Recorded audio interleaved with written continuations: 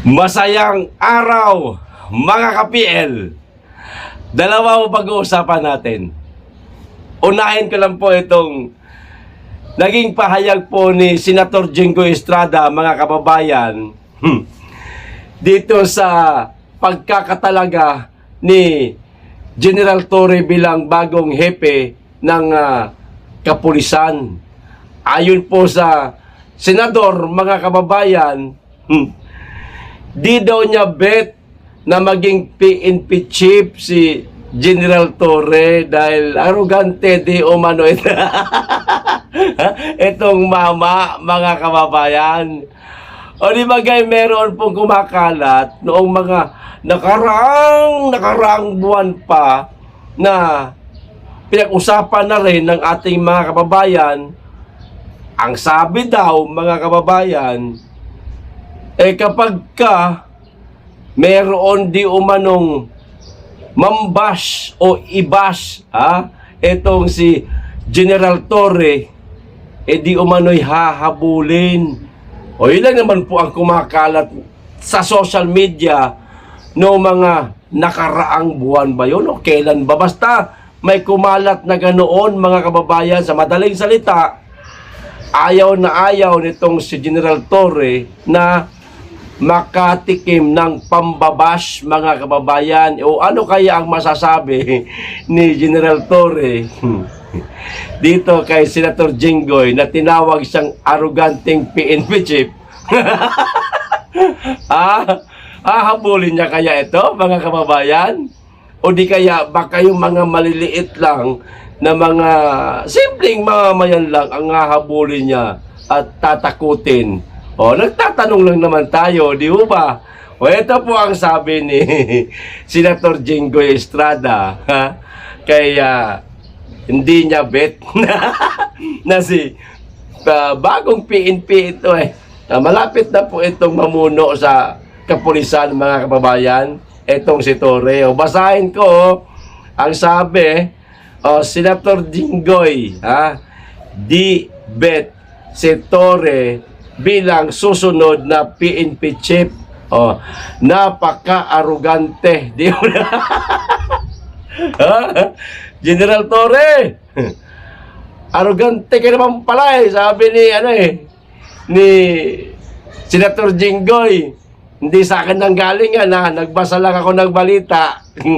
Totoo bang arrogante kayo, General? Parang nakakahiya naman yata isang PNP chief, tatawagin kang arrogant. Hindi ka pa nga namumuno sa kapulisan, binabanatan ka na. Binabanatan ka na ng mga kababayan natin. O eto pa, hindi sang-ayon si Senator Jinggoy Estrada sa pagpili kay Criminal Investigation and Detection Group o CIDG Chief Nicolas Torre III bilang susunod na hepe ng Philippine National Police o PNP. Sa isang radio interview nitong Sabado 30/1/2025, diretsahan niyang sinabing arrogante raw si Torre, mga kababayan. Maliban po sa di umano'y pagiging arrogante nitong si Torre, mga kababayan, ako ho ang magtatanong sa inyo, ano po pong idadagdag ninyo? Baka may mas malala pa kayong maikomento dyan. O eto, for me, eto na yung mismong sinabi ni Jinggoy. Kung ako ang tatanungin, eto na, that's not a good choice, toink. Hindi ka pala good choice, General Torre. Tatanggapin mo ba yung alok sa'yo o yung pagkakatalaga sa'yo ni Bongbong Marcos bilang PNP chief? Hindi ka naman pala good choice. Tanungin na rin natin ang mga kababayan, kayo dyan na mga nanonood. Pabor ho ba kayo na maging PNP chief itong si General Torre? Paki-comment po at paki-comment na rin sa mga pabor para makita natin yung bilang. Kung gaano karami ang sumasang-ayon, natutuwa sa pagkakatalaga ni General Torre bilang bagong PNP chief at hindi natutuwa. Okay, eto, ngayon lang tayo magkakaroon ng napaka-arroganting PNP chief, sabi ni Estrada. Ngayon lang, ha? First time in history, mga kababayan. Arrogante ka daw, Sir Torre. Oh, hindi ako nang-aasar, ha. Ganito talaga ako mag-vlog. Ayan. Patawa-tawa, masaya. Kasi masayahin akong tao. Natatawa ako sa sinabi ni Senator Jinggoy. Ayan. Oh. Nang tanungin naman kung ano ang kaniyang expectation sa magiging liderato ni Torre sa kapulisan, sagot ni Estrada, I do not know. That remains to be seen. If he will continue his arrogant ways in governing the police force, I don't know what will happen. Ay, grabe naman itong si Estrada, mga kababayan. Matindi rin pala ito. Pumuna itong senador na ito. Arrogante. Ayan. Arroganteng PNP chief. O, tuloy. May payo rin si Estrada para kay Torre. O, eto na. Hinggil naman sa tiwalang pagpili sa kanya ng Pangulong Ferdinand Jr. Bongbong Marcos. Pinaliktad ko lang, may tiwala sa kanya ang Pangulo. So be it. Ayan.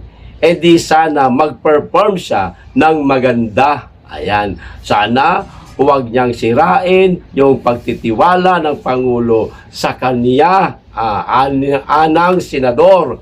O matatandaan noong Mayo 29, noong nang kumpirmahin ng Executive Secretary Lucas Bersamin na si Torre ang susunod na PNP chief matapos ang nakatakdang pagretiro ni General Marbil, mga kababayan.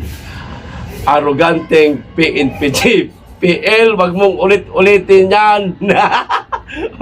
Imbes na si Senator Jinggoy ang may sabi, baka ikaw ang madali. Mga kababayan, nagbabasa lang ako, Hindi naman ako nang-aasar. Parang nang-aasar lang ako, pero wala tayong magagawa. Ganito talaga ang tawa ko. Di ba? Arrogante.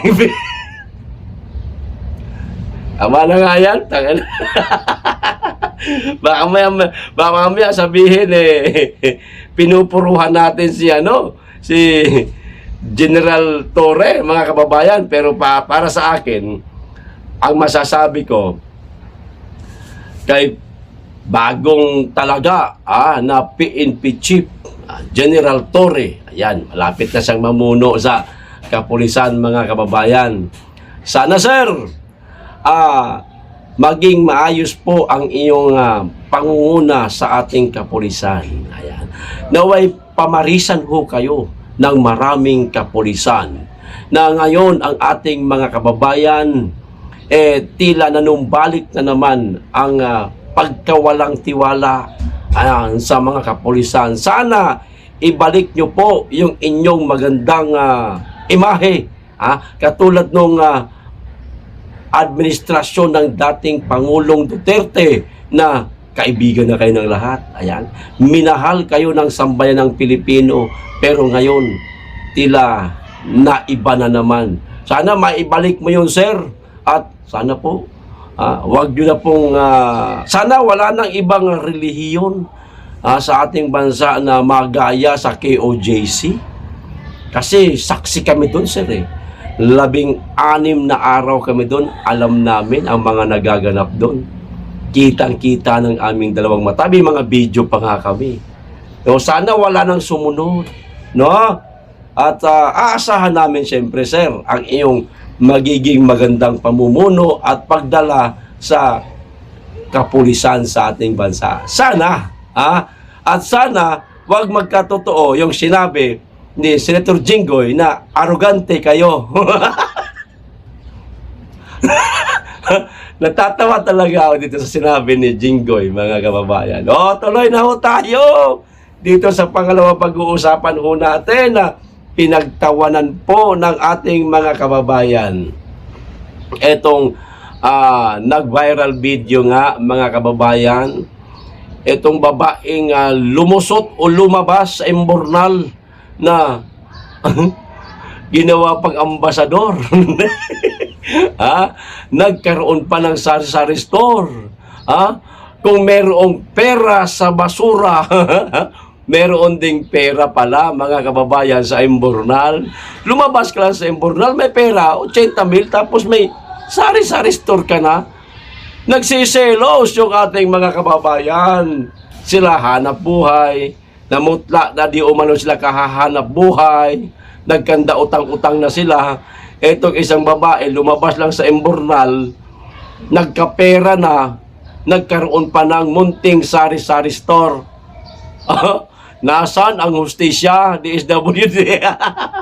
Hindi ko maarok, mga kababayan, kung ano ang pinaghuhugutan o saan humuhugot o ano ang dahilan ng DSWD, bakit nila ito naisipan. Di ba? Hindi ko talaga maintindihan ito ang sabi Imbornal girl. Ang ganda ng tawag, imbornal girl. Balak gawing ambasador ng DSWD. Kung hindi ako nagkakamali, ambasador na yata siya ngayon, mga kababayan Kasi kahapon pala itong balita ko, baka hindi pa. Tuloy. Inihayag ng Department of Social Welfare and Development o DSWD ang interes nilang gawing ambasador ang misteryosang babaeng lumitaw sa isang imbornal sa Rufino at Adelantado Street sa Legazpi Village, Makati City, Kamakailan. Nag-viral ho yung video na yan, mga kababayan. At maliban po doon sa babae na lumabas mula doon sa imbornal, may bagong video ho ngayon.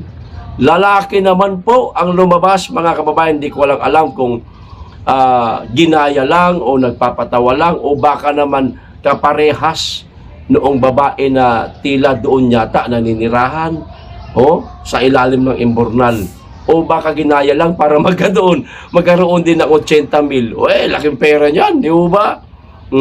Sa panayam ng media nitong Sabado, Mayo 31, sinabi ng DSWD Secretary Rex Gatchalian na magagamit umano nila ang nasabing babae na kinilalang si Rose upang maipakita sa ibang katulad nito na walang masamang mangyayari sa kanila kapag sumama sa ahensya. Yun lang, mga kababayan.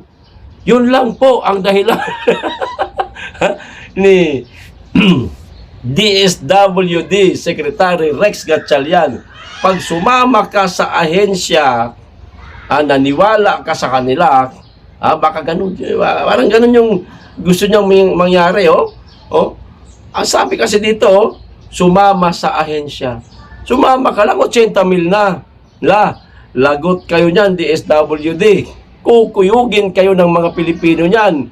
Pupunta yan sa tanggapan ninyo. Siyempre, nagnanais din yung mga yan na magkaroon ng 80,000 at munting sari-sari store. Kaya nyo bang ibigay yan? Eto. Siguro, ito na sinabi ni Gatchalian.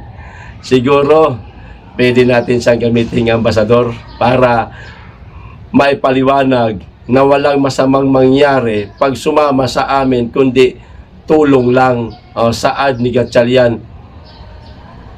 Senator Rex Gatchalian, sir, yun nga ang tanong ko kanina.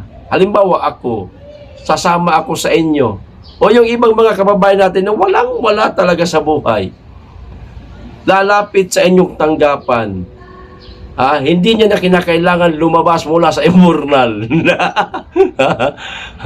Sila ba'y magkakaroon ng kagaya noong tinanggap ni alias Rose na lumabas sa Imbornal. Sabi ho ninyo kasi, ang sabi ho ninyo kasi, katulad dito na walang masamang mangyayari sa kanila kapag sumama sa ahensya. Sasama sa ahensya, dudulog sa inyong tanggapan, hihingi ng tulong, matutulungan nyo ba? Marami hong nagsiselos na mga kababayan natin kay alias Rose. Paano yan? Ayon sa kalihim, aminado silang marami pa ring nagpapalaboy-laboy sa kalsada para ibalik o para babalik-balikan umano ng DSWD ang mga ito. So babalik-balikan nila mga kababayan para matulungan siguro nila. Yan. Parang ito lang yata ang nakita kong palaboy na nagkaroon ng ganitong tawag nito, tsansa na, hindi tsansa kasi nandyan na talaga naibigay na hanap buhay at kwarta. Hindi ko lang alam, baka meron pang iba. Yung iba dyan na naghahanap ng 80,000 gustong magkaroon ng sari-sari store, ayan, magpa-video kayo lumabas kayo sa Imbornal at sana mag-viral para matulungan din kayo. Sigurado maraming insidenteng mangyayaring ganito mga kababayan. Nahihirapan kaming mangumbinse minsan, kaya nga ang gagawin nating bagong strategy ngayon, gagamitin natin ang mga tulad ni Rose na nakaranas na ng tulong ng gobyerno na kumbinsihin ang ilang kaibigan, ilan nilang kaibigan na nasa ganoong sitwasyon, dugtong pa ni Gatchalian. Ayan tandaan nyo yung sinabi ni Gatchalian, mga kababayan. Pwede na kayo. Huwag nyo nang sayangin itong pagkakataon na to. Sumama lamang daw kayo sa DSWD at baka magkaroon kayo ng 80,000 at sari-sari stores. Siya may sabi, dalhin nyo itong balitang ito mga kababayan, o di kaya pakita nyo lang yung video ko. Ganun lang.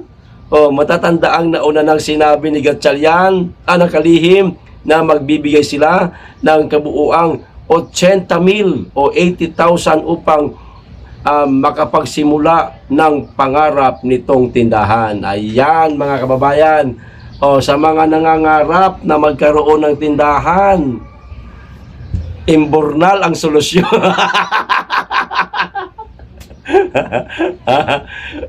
Kailangan nyo lang pong kumapit sa Imbornal. Tapos isang viral video lang ang katapat niyan, tindahan, tapos sari sa 80,000 panimula ng inyong paghahanap buhay, o hindi nyo na kinakailangan pang sumuot at tumira sa ilalim ng Imbornal para meron kayo matulugan sa gabi, mababasa kayo sa ulan doon kapag bumaha, magkakaroon man ng tubig doon sa ilalim. Gumawa lang kayo ng eksena. Gumawa lang kayo ng eksena. Labas kayo sa Imbornal, pera na, mga kababayan. Pero hindi, totoo lang. Subukan yung lumapit sa DSWD. Baka sakali nga naman, yung naibigay kay alias Rose na maliit na tindahan at tawag nito 80,000, baka maibigay din sa inyo nitong DSWD. Subukan nyo lang po mga kababayan, walang masama. Malay nyo, baka dahil doon sa babaeng lumabas sa Imbornal, bababago din ang buhay ninyo. Malay ho ninyo mga kababayan. Subukan nyo lang, dalhin nyo yung balita na nag-viral si alias Rose. Pakita nyo, sir, gusto ko rin magkaroon ng ganito, hanap buhay, tindahan, 80,000. Hindi ko na siguro kailangan lumusot ng Imbornal, sir. Tulungan nyo kami. Sana ganun. Para pakinabangan po natin, mga kababayan, ang pera ng gobyerno na sa atin din ho nanggaling. Hindi yung nauubos lang sa walang katuturang ayuda.